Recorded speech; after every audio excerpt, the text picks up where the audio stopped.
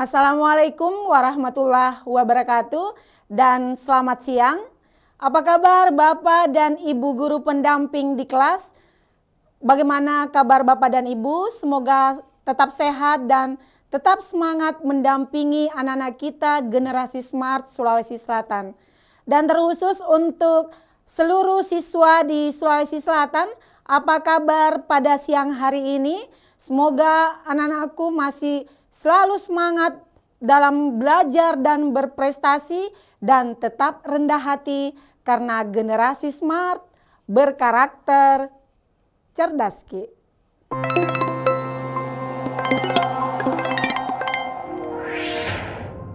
Baiklah, dalam pembelajaran geografi pada siang hari ini bersama dengan Ibu Mukarama Ismail pada materi penataan ruang kota.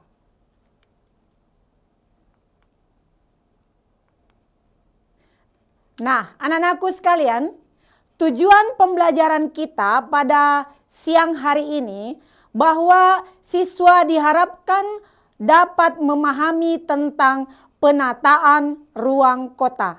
Dan yang kedua, siswa diharapkan dapat memiliki keterampilan untuk memanfaatkan Google Maps dalam menganalisis penataan kota di Sulawesi Selatan. Jadi anak-anakku sekalian, ada beberapa hal nanti yang akan kita lakukan terkait dengan pembelajaran kita pada hari ini. Jadi Ibu mengharapkan Anda menyiapkan gawainya dan beberapa nanti ada soal interaksi yang akan kita lakukan.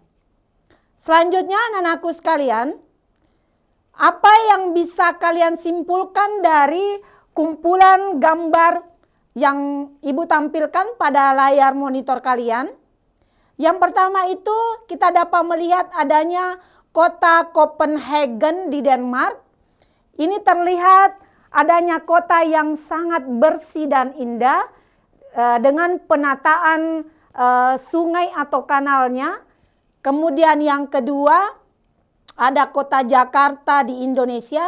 Kita dapat melihat ada beberapa bangunan tinggi di sebelah sana. Ternyata di dekatnya itu ada kanal yang tidak terlalu bersih dan ada beberapa pemukiman kumuh. Selanjutnya ada kota Kobe di Jepang. Di sini kita dapat melihat bangunan tinggi dengan segala penataan dan keindahan kotanya. Dan yang terakhir ada kota San Paulo di Brasil. Di sini kita melihat adanya gedung-gedung pencakar langit, akan tetapi di sekitarnya itu terdapat pemukiman penduduk yang sangat padat dan tidak teratur. Nah, berdasarkan gambar ini, kira-kira apa yang akan kita bahas? Nah, anak-anakku sekalian, pada materi hari ini kita akan memahami tentang bagaimana penataan ruang kota beserta pengendalian di dalamnya. Nah, sekarang kita lihat topik pembahasan kita yang pertama adalah definisi penataan ruang dan kawasan perkotaan. Dan yang kedua, apa latar belakang daripada penataan ruang kota. Dan yang ketiga, tentu saja apa tujuan daripada penataan ruang kota. Kemudian dalam penataan itu tentu ada lingkup perencanaan atau penataannya. Kemudian yang terakhir ini yang sangat menarik, kita memiliki soal latihan interaktif dan smart challenge dengan menggunakan Google Maps. Jadi diharapkan anak-anakku sekalian menyiapkan gawainya dan sudah tersedia aplikasi Google Maps di dalamnya. Nah, selanjutnya anak-anakku sekalian, menyangkut penataan ruang itu sudah tercantum dalam Undang-Undang Nomor 26 Tahun 2007 yang diperkuat dengan Peraturan Pemerintah Nomor 21 Tahun 2021 di mana penataan ruang itu adalah suatu proses perencanaan tata ruang, ada pemanfaatan ruang, dan adanya pengendalian penataan ruang.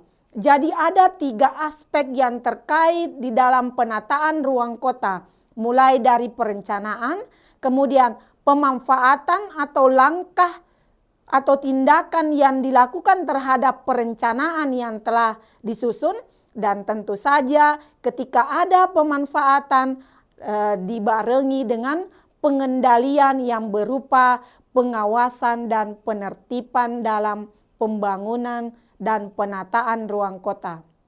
Nah, selanjutnya menyangkut ruang kota, kita bisa melihat bahwa kawasan perkotaan itu memiliki kegiatan utama bukan non-pertanian atau bukan agraris atau non-agraris. Nah, apa yang dilakukan atau kegiatan apa yang terpusat atau terdistribusi dalam perkotaan, yaitu tempat pemukiman perkotaan, adanya pemusatan dan distribusi pelayanan jasa pemerintah, adanya pelayanan sosial, dan tentu saja kegiatan ekonomi yang cukup bervariasi atau adanya perbedaan tingkatan pekerjaan dalam penduduk di perkotaan. Nah, inilah anak-anakku sekalian definisi dari penataan ruang dan kawasan perkotaan menurut Undang-Undang Nomor 26 Tahun 2007. Selanjutnya, kita akan melihat apa yang melatar belakangi adanya penataan ruang kota. Nah, penataan ini didasarkan pada potensi dan keterbatasan sumber daya yang dimiliki oleh sebuah wilayah atau sebuah perkotaan, baik berupa sumber daya manusianya maupun sumber daya alamnya yang akan digunakan atau dimanfaatkan untuk memenuhi kebutuhan saat ini, dan terutama harus difikirkan bagaimana keberlanjutannya untuk kehidupan yang akan datang. Jadi inilah yang melatar belakangi adanya atau lahirnya penataan ruang kota. Nah, sekarang kita melihat tujuannya. Nah, dalam skema penataan ruang kota, anak-anakku sekalian, kita dapat melihat, nah, diperhatikan layar monitornya, untuk mencapai tujuan penataan ruang yang baik itu membutuhkan waktu 5-20 tahun. Nah, ini waktu yang dibutuhkan untuk melakukan tujuan penataan ruang. Nah, apa maksud daripada tahun kelima ini? Ini ada garis putus-putus bahwa setiap 5 tahun itu pemerintah mengadakan peninjauan kembali dalam hal penataan ruang yang telah terlaksana. Nah, itu maksudnya dimulai dari 5 tahun dalam hal penataan ruang kota. Nah, sehingga dalam penataan ruang kota ini tentu dimulai adanya perencanaan yang baik dalam penataannya, kemudian melakukan pemanfaatan atau langkah-langkah tindakan yang dilakukan untuk mewujudkan perencanaan itu. Nah, ketika sudah terlaksana pemanfaatan ruang, nah tentu saja dalam memperhatikan keberlangsungannya untuk masa yang akan datang dibutuhkan pengendalian. Pengendalian itu dapat berupa pengawasan, kemudian pembinaan, dan adanya aturan-aturan yang ditetapkan agar dalam hal pemanfaatan pembangunan dalam suatu kota berjalan dengan baik dan memikirkan keberlangsungan di masa yang akan datang. Nah, inilah anak-anakku sekalian skema penataan ruang kota. Nah, selanjutnya kita melihat apa tujuan daripada penataan ruang kota tadi. Yang pertama, adanya rasa aman yang dirasakan oleh masyarakat. Jadi, masyarakat dapat menjalankan aktivitas kehidupannya sehari-hari dengan rasa terlindungi dari berbagai macam masalah maupun bencana alam yang akan terjadi. Nah, yang kedua, adanya rasa nyaman. Nah, rasa nyaman di sini berupa memberi kesempatan yang luas bagi masyarakat untuk mengartikulasikan nilai-nilai sosial budaya dan beberapa fungsinya sebagai manusia dalam suasana yang tenang dan damai. Dan yang ketiga, bahwa dengan adanya tujuan penataan ruang kota, masyarakat mampu memproduktif berbagai hal. Nah, proses produktif dan distribusi ini diharapkan berjalan secara efisien sehingga mampu memberikan nilai tambah dalam bidang ekonomi untuk meningkatkan kesejahteraan masyarakat di daerah perkotaan. Dan yang terakhir, yang sangat penting bahwa dengan adanya penataan ruang kota mampu memikirkan keberlangsungannya untuk masa yang akan datang. Nah, hal ini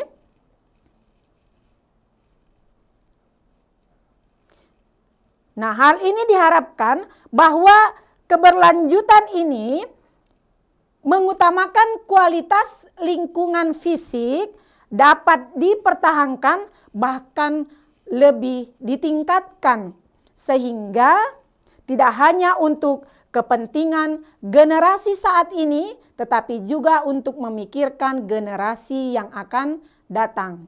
Jadi dapat disimpulkan bahwa tujuan penataan ruang kota diharapkan dapat bersifat spasial resiliensi atau ruang yang jauh dari bencana.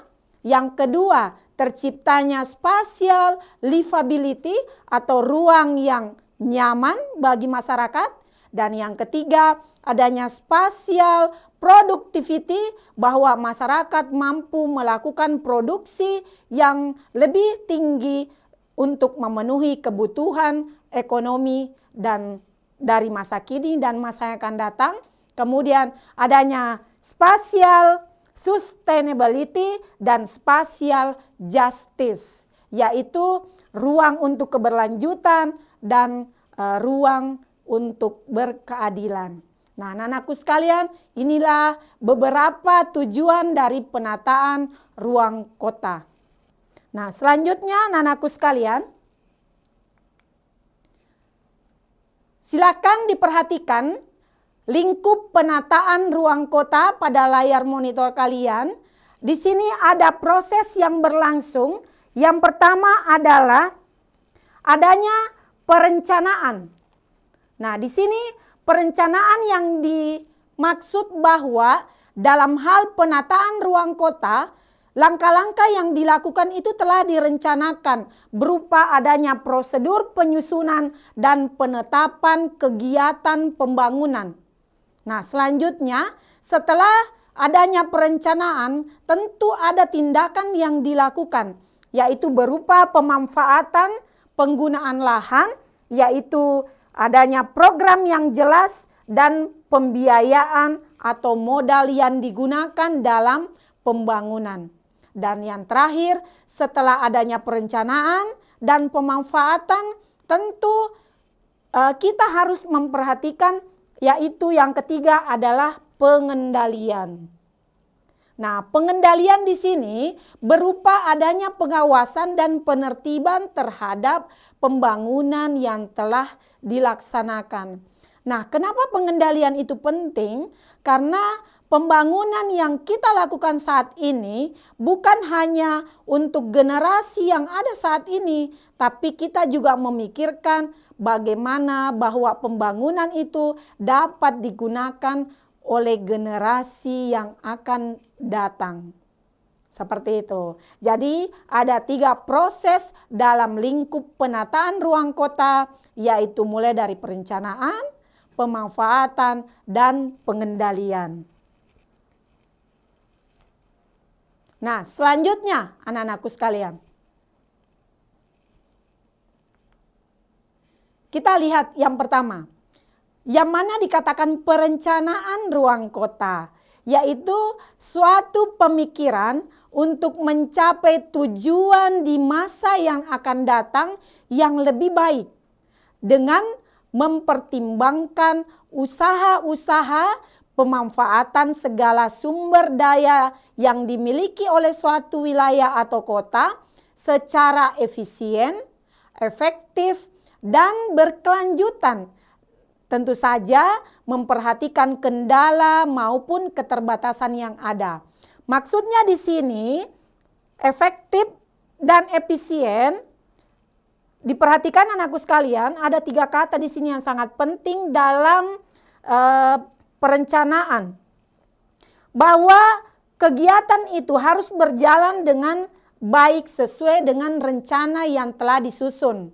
Nah, kemudian bersifat efisien karena kita memiliki modal untuk membiayai pembangunan. Nah, itu harus digunakan seefisien mungkin, tetapi tetap memperhatikan pembangunan yang berkelanjutan karena setiap pembangunan tentu memiliki kendala maupun keterbatasan. Nah, itulah maksud daripada perencanaan ruang kota. Nah, selanjutnya anakku sekalian, dalam perencanaan ruang kota itu meliputi beberapa hal. Nah, kita lihat perencanaan apa yang ada. Yang pertama, perencanaan dalam struktur yang luas atau besar yang dapat dikatakan bahwa perencanaan struktur makro. Itu merupakan kegiatan memfasilitasi keterkaitan antara satu kota dengan kota yang lain maupun kota dengan desa. Nah, kira-kira pembangunan apa yang ada di dalamnya? Yang pertama kita bisa melihat bahwa adanya infrastruktur makro berupa pembangunan jaringan jalan, pembangunan jalan tol maupun pembangunan jaringan listrik. Nah, inilah hal-hal yang berkaitan dengan struktur makro kota. Yang kedua, perencanaan struktur mikro kota. Jadi ini dalam skala yang lebih kecil. Ini meliputi pembangunan infrastruktur pelayanan publik. Nah, yang ketiga, adanya perencanaan penggunaan lahan. Nah, tentu saja dalam pembangunan itu terjadi perubahan bentuk lahan akibat adanya pembangunan, yaitu penggunaan lahan dalam berbagai kepentingan. Dan yang terakhir, adanya pengamanan kawasan-kawasan hutan lindung. Nah, ini harus diperhatikan dengan seksama bahwa ketika ada pembangunan, kita tidak boleh menyepelekan tentang kawasan-kawasan fungsi lindung. Nah, inilah anakku sekalian, ada 4 perencanaan ruang kota. Selanjutnya, kita melihat yang pertama, bagaimana kalau perencanaan guna lahan? Nah, perencanaan guna lahan ini merupakan suatu proses melindungi dan meningkatkan kehidupan, produksi, dan mencipta ulang kembali suatu tatanan lingkungan dalam suatu kota melalui penggunaan dan pengembangan lahan yang sesuai. Jadi maksudnya ini bahwa dalam pembangunan memang kita harus terus meningkatkan pertumbuhan dan perkembangan sebuah kota melalui pembangunan, akan tetapi kita juga harus memperhatikan segi lingkungan hidupnya. Nah, lingkungan yang terencana ini akan meningkatkan kualitas hidup dan kemampuan beradaptasi masyarakat di sebuah perkotaan. Nah, selanjutnya anak-anakku sekalian, diperhatikan.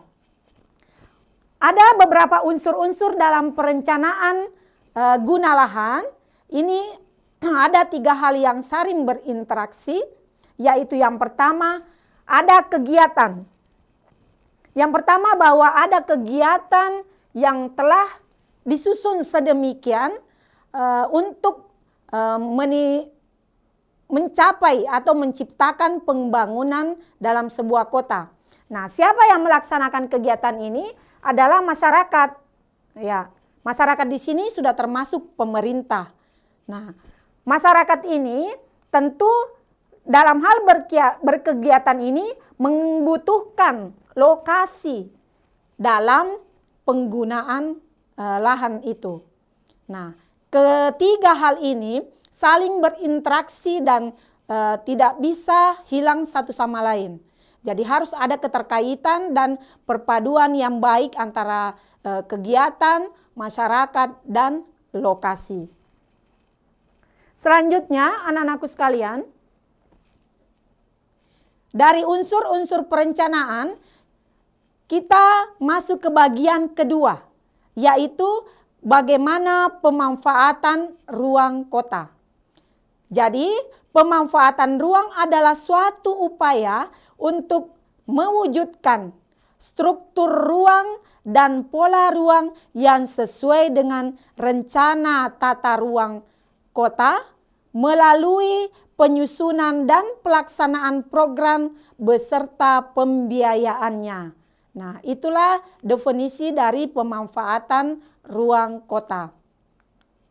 Selanjutnya, dari definisi tadi, kita harus melihat apa tujuan daripada pemanfaatan ruang kota. Nah, yang pertama, bahwa ruang kota ini diharapkan mampu untuk menampung kegiatan warga masyarakatnya atau warga kota dalam rangka memenuhi kebutuhan dan mendukung fungsi kota.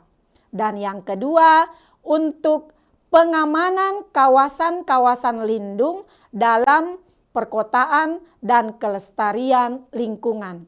Nah, anak-anakku sekalian, dalam tata ruang kota itu tentu ada juga kawasan-kawasan lindung yang harus dipertahankan, walaupun bagaimana pembangunan dalam sebuah perkotaan harus mengutamakan beberapa bagian dalam kawasan lindung yang harus dijaga.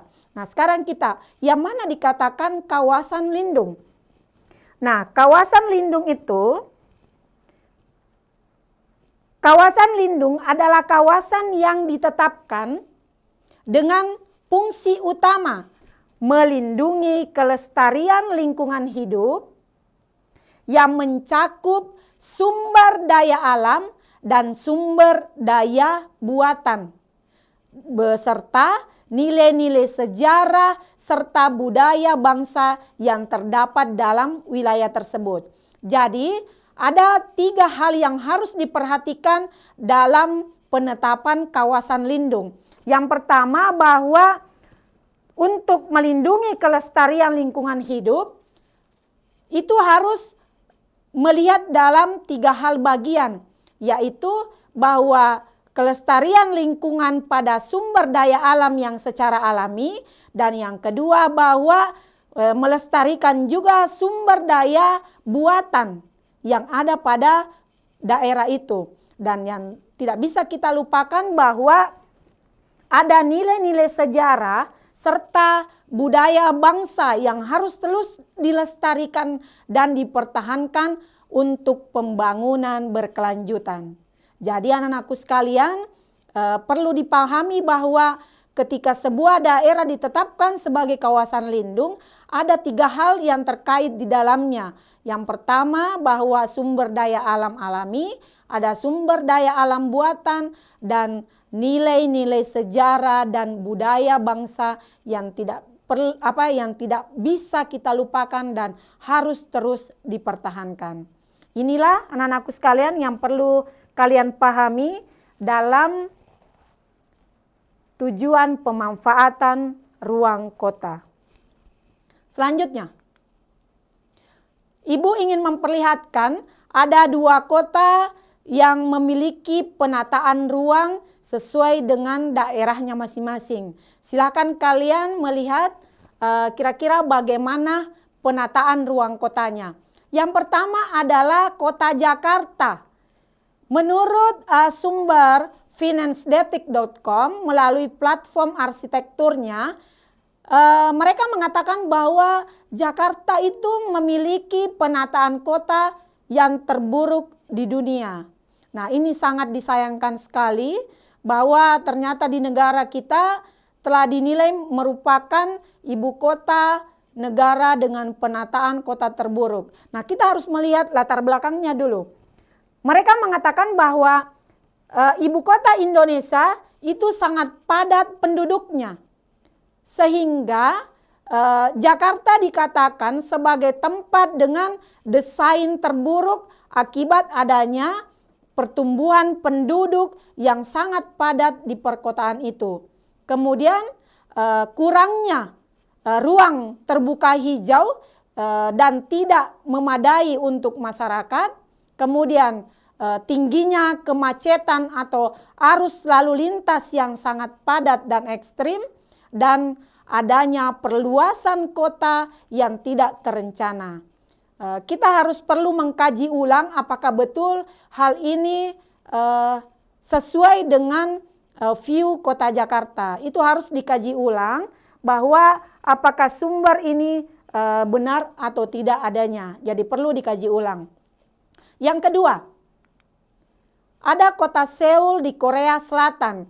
Menurut sumber idntimes.com, mereka mengatakan bahwa kota yang memiliki penataan terbaik di dunia itu terdapat di kota Seoul, Korea Selatan. Apa yang melatar belakangi? Ternyata negara ini menyatukan teknologi dengan tradisi. Jadi mereka memadukan 2 hal yang sangat penting, yaitu masa depan dan masa yang lalu. Tradisi dan teknologi. Jadi mereka tetap melestarikan dan mempertahankan budaya-budaya bangsanya sejak dulu dan tetap meningkatkan kemajuan teknologinya untuk menata perkotaannya.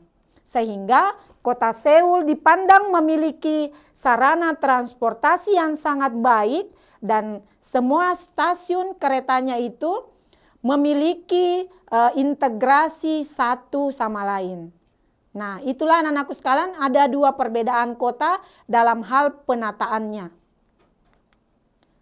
Selanjutnya, anak-anakku sekalian, setelah kita mempelajari perencanaan, yang pertama tadi, yang kedua adalah pemanfaatan. Nah, sekarang kita akan memahami bagaimana pengendaliannya. Bagaimana mengendalikan pembangunan dalam suatu penataan ruang kota. Nah, pengendalian pemanfaatan ruang itu diselenggarakan melalui kegiatan pengawasan dan penertiban terhadap pemanfaatannya. Nah, sekarang kita lihat perbedaannya. Yang mana dikatakan pengawasan dan penertiban.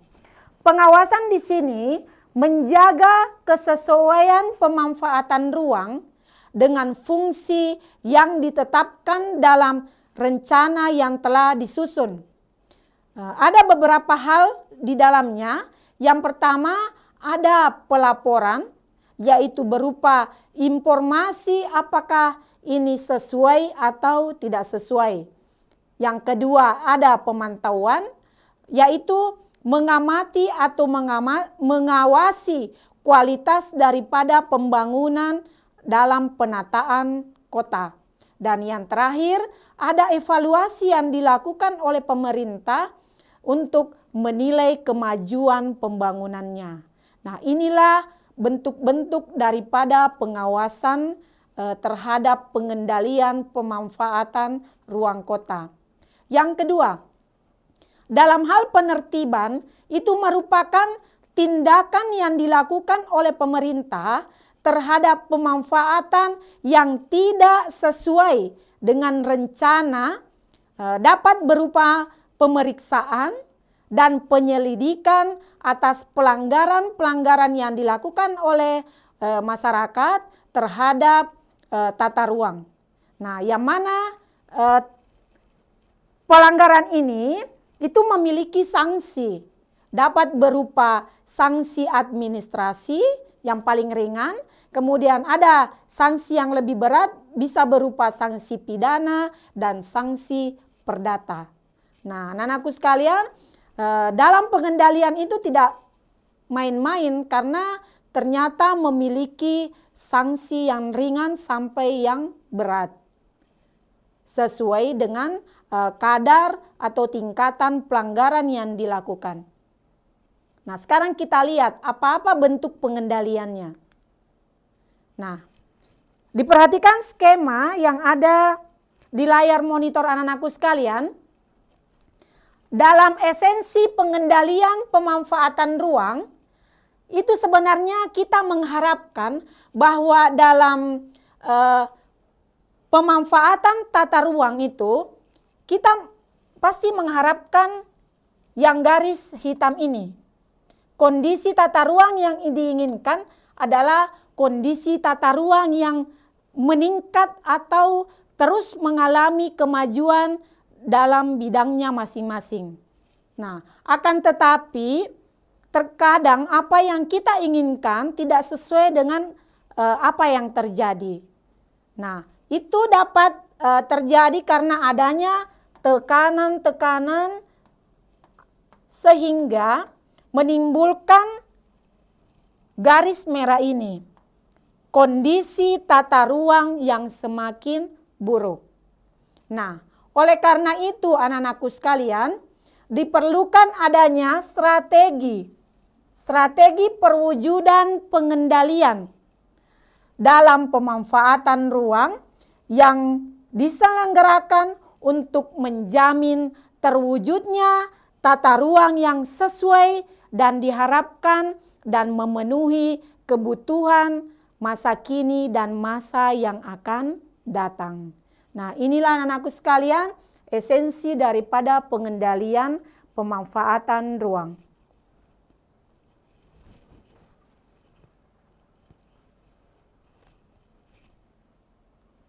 Nah, sekarang kita lanjutkan. Nah, beberapa contoh pengendalian tata ruang kota. Nah, sekarang diperhatikan. Pada gambar di monitor anak-anakku sekalian, ini ada gambar daripada Dinas Tata Ruang Kota Makassar melalui bidang penertiban bangunan, itu menyegel salah satu bangunan yang ada di Kecamatan Talo dan Bontoala. Nah, kenapa ini bisa terjadi? Mungkin saja dalam pembangunannya ini dia tidak memiliki izin mendirikan bangunan, tidak memiliki sertifikat, sehingga perlu diadakan pemblokiran atau pengendalian. Nah, yang kedua. Yang kedua ini kita melihat bersama bahwa Bapenda Makassar menertibkan reklame dan bando liar di persimpangan Jalan Adiaksa. Nah, sekarang banyak reklame-reklame atau iklan yang dipasang di pinggir jalan dan ternyata itu tidak memiliki izin atau perizinan dalam pemasangannya, sehingga dikatakan reklame liar. Nah, yang kedua, di daerah Lego-Lego CPI Kota Makassar ini, Satpol PP menertibkan 20 PKL liar. Nah, mereka melakukan kegiatan ekonomi di daerah atau di spot CPI, tapi tidak memiliki izin dalam kegiatan perekonomian, sehingga dikatakan sebagai PKL liar.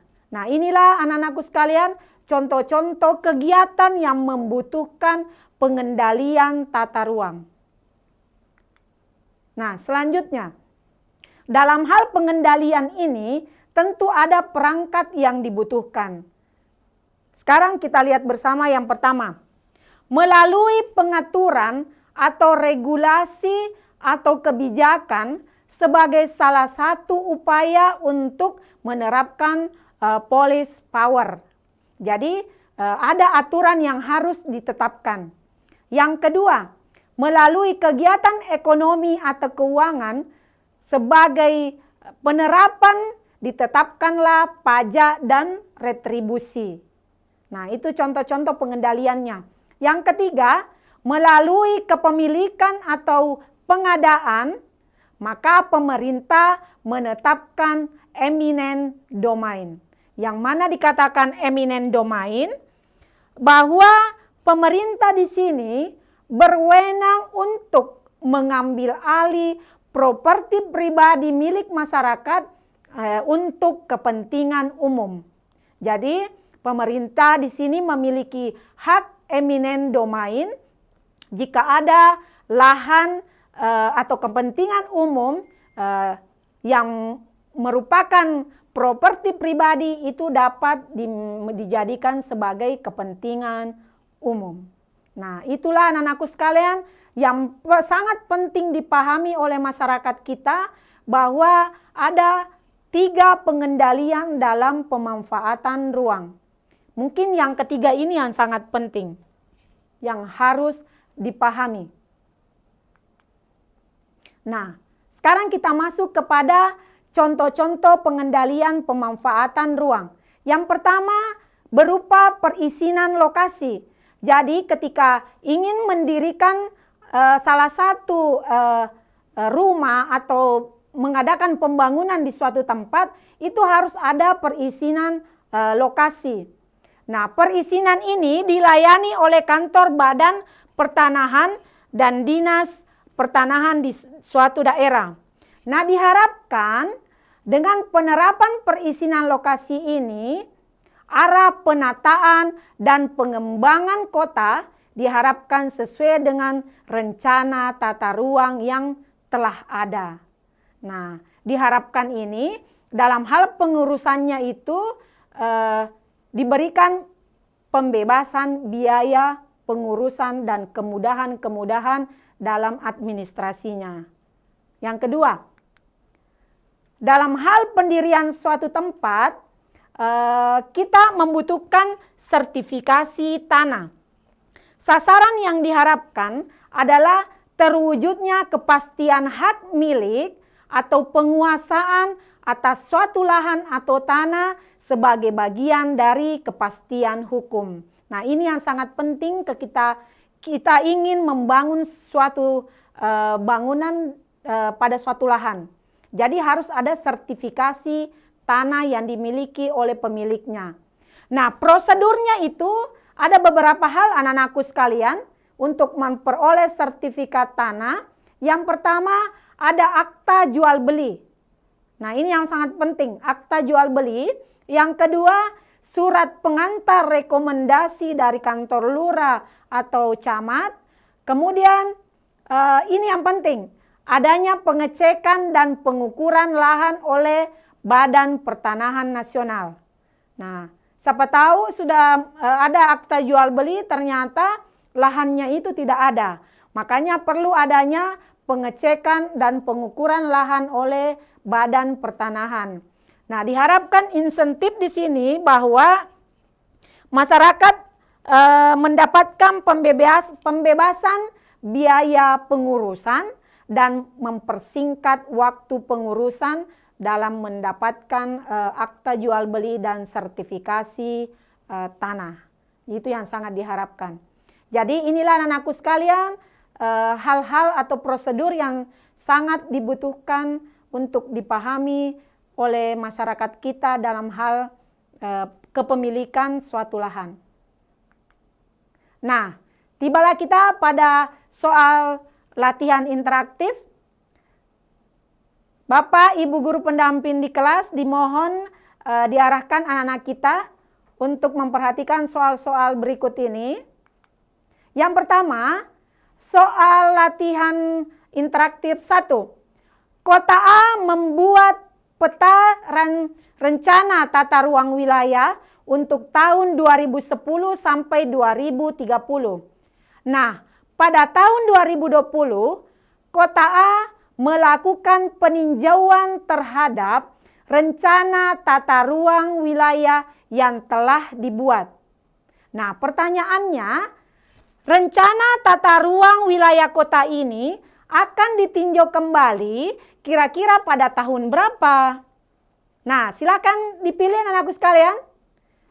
Ada 5 pilihan, A 2022, B 2024, C tahun 2025, D tahun 2026, dan E tahun 2029. Oke, silakan SMA Negeri 2 Bone. Raise hand, naikkan tangannya anakku sekalian kalau dengar suara ibu. Halo. SMA 1 Sopeng, apa kabar? SMA 7 Selayar. SMA 2 Wajo, apa kabar Bapak Ibu pendamping di sekolah?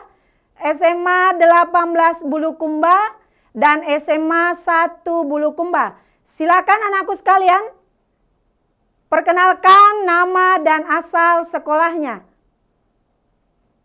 Kira-kira apa jawabannya anakku sekalian? Dari pertanyaan ini, Kota A membuat peta RT RW untuk tahun 2010 sampai 2030. Nah, pada tahun 2020, Kota A melakukan peninjauan kembali terhadap rencana tata ruang wilayahnya yang telah dibuat. Nah, kira-kira RT RW Kota A ini dapat ditinjau kembali pada tahun berapa? Nah, kira-kira tahun berapa anak-anakku sekalian? Ada yang mau resen? Oke, kita masuk ke pembahasan. Diperhatikan ya. Nah, masa berlaku RT RW kota tadi adalah 20 tahun. Tetapi Ibu tadi sudah jelaskan di awal, setiap 5 tahun sekali dilakukan peninjauan kembali. Sehingga RT RW kota A itu yang berlaku dari tahun 2010 hingga tahun 2030 melakukan peninjauan pada tahun 2020. Nah, berdasarkan hal tersebut, maka peninjauan kembali akan dilakukan pada tahun 2025. Oke, itu jawabannya ya. Sekarang yang kedua. Soal latihan interaktif yang kedua. Hierarki atau tingkatan yang tepat dalam rencana tata ruang wilayah dari yang paling tinggi sampai yang rendah, kira-kira apa? Hierarkinya. Hierarki atau tingkatan rencana tata ruang wilayah dari yang paling tinggi sampai yang paling rendah. Nah, silakan dilihat optionnya. Ada RT RW provinsi, ada nasional, ada kabupaten. Kira-kira yang mana option yang benar? Yang terkait dengan hierarki atau tingkatan yang tepat dalam rencana tata ruang wilayah. Dari yang paling tinggi ya, ingat cluenya, dari yang paling tinggi sampai yang paling rendah. Ada yang raise hand? Silakan anak-anakku sekalian. SMA 1 Wajo. SMA 1 Pangkep ada? Oke. Kita bahas lagi. Diperhatikan ya anak-anakku sekalian. Rencana tata ruang wilayah itu dapat disimpulkan atau dirumuskan secara bertingkat dari yang tertinggi, yaitu RT RW nasional. Jadi nasional dulu nak, yang tertinggi. Nasional, kemudian RT RW provinsi, kemudian RT RW kabupaten atau kota. Ya. Oh, ada yang menjawab dari SMA 2 Bone. Dia mengatakan jawabannya adalah D. Oke, betul sekali. Good job anak-anakku dari SMA 2 Bone. Iya. Nah, tibalah kita pada Smart Challenge ini yang sangat menarik anak-anakku sekalian. Disiapkan HP-nya, smartphone-nya. Nah, apa yang akan kita lakukan? Yaitu analisis penataan ruang kota dengan menggunakan aplikasi Google Maps. Anak-anakku diharapkan dapat mengakses titik koordinat lokasi kota yang ditampilkan dalam bentuk QR Code. Yang kedua, siswa diharapkan piawai melakukan penelusuran bagian-bagian kota melalui Google Maps. Dan yang terakhir, siswa diharapkan cakap membandingkan perbedaan penataan kota sesuai titik koordinat yang diberikan sebentar. Dipersiapkan HP-nya ya. Nah, bagaimana caranya? Kepada Bapak, Ibu guru pendamping di sekolah, siswa kita dibagi secara berpasangan atau 2 orang, bisa dengan teman sebangkunya. Siswa diharapkan untuk membuka fitur Google Lens yang terdapat pada Google Map. Jadi ketika anak-anakku membuka Google Map, itu ada lensa di sebelah sini anak-anakku, di sini. Ini ya, yang Ibu lingkari nih. Nih. Itu dikatakan Google Lens, menu Google Lens. Nah, jadi silakan dibuka google.com kemudian klik ikon kamera itu. Nah, sudah? Selanjutnya, silakan di-scan barcode yang Ibu tampilkan. Siswa pertama diharapkan men-scan kota 1. Siswa yang kedua men-scan kota kedua. Jadi dipilih salah satunya. Jadi siswa yang pertama scanning barcode yang pertama ini kota 1. Nah, teman berpasangannya silakan men-scan kota kedua. Jadi arahkan Google Lens tadi itu pada QR Code di layar monitor anak-anakku sekalian untuk menuju lokasi kota yang dimaksud di dalam Google Maps. Nah, pada saat diarahkan itu Google Lens-nya akan muncul link lokasi. Nah, itu diklik anak-anakku sekalian. Oke, sudah? Nah, akan tampil seperti ini. Ada beberapa bagian yang akan muncul. Yang pertama, ini adalah tampilan 3 dimensi untuk menelusuri lokasinya. Yang kedua ada direction. Ini ada direction atau arah. Direction itu untuk mengetahui jarak dari lokasi Anda ke lokasi titik pengamatan. Kemudian yang ketiga, ini adalah titik koordinat lokasinya, kota itu. Dan yang keempat adalah ini, jarak Anda dengan lokasi pengamatan. Nah, itu ada 4 menu yang penting untuk dieksplorasi. Silakan anak-anakku sekalian. Nah, selanjutnya. Pada tampilan selanjutnya ini, ketika itu tadi sudah dikerjakan, pada gambar ini merupakan tampilan 3 dimensi lokasi. Nah, untuk mengeksplor daerah-daerah yang ada di QR Code tadi, gunakan menu ini, anak-anakku sekalian, ini. Ini ada 2 tombol di sini. Bisa ke kanan, ke kiri ya, ke atas, ke bawah. Itu adalah tools navigasi untuk mengeksplorasi lokasi kota itu. Nah, gunakan itu. Apa gunanya? Untuk melihat penataan ruang kota yang ada dalam wilayah itu. Nah, setelah anak-anakku sekalian sudah memahami ini, nah yang terakhir ada beberapa pertanyaan yang harus diselesaikan. Yang pertama, tuliskan nama daerah yang diamati tadi. Kira-kira daerah apa ini? Kota 1 dengan kota 2. Yang kedua, tuliskan koordinat lokasinya. Jadi harus dituliskan koordinat lokasinya.